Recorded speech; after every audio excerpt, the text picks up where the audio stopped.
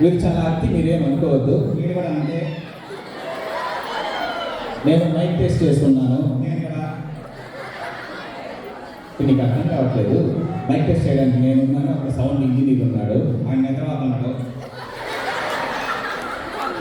నేను నిద్రపోలేదు, ఆయన జోకులు ఏంటంటే మైక్ కట్ చేసేస్తాడు. హలో మేడం,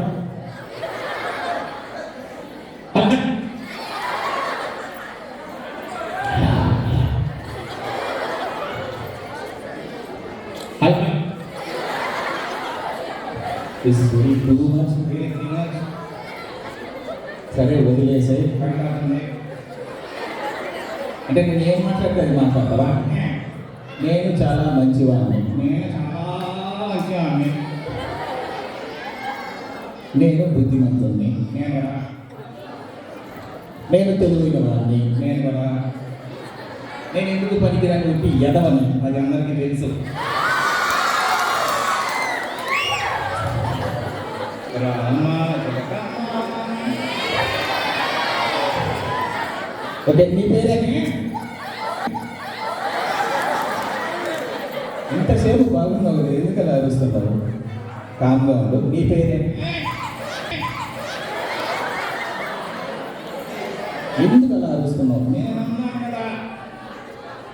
నువ్వు అడుగుతావా? మాట నువ్వు అరవకుండా కూడా చెప్పచ్చు కదా. సరే అడుగు. అలా చూడకు.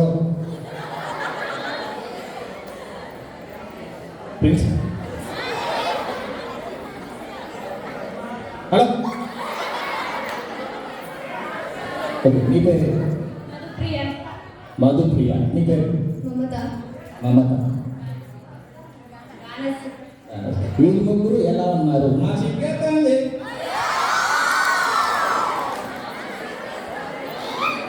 మధుప్రియ ఎలా ఉంది, వీళ్ళిద్దరు ఎలా ఉన్నారు చెప్తే వాళ్ళ క్వశ్చన్ అడిగి పంపించేసి మనం కూడా సెలవు తీసుకున్నాం. వాళ్ళు ఎలా ఉన్నారు? మా సిగ్గేస్తుంది.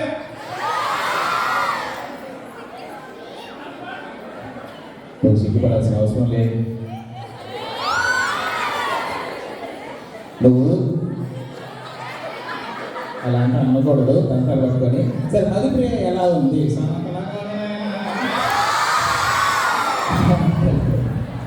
ఓకే, నేను నాగ చైతన్య.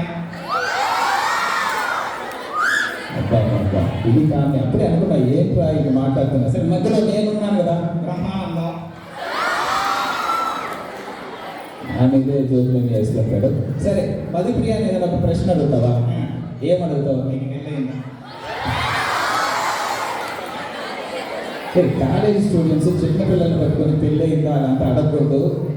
అది పెద్దవాళ్ళని అడిగే మాట కదా.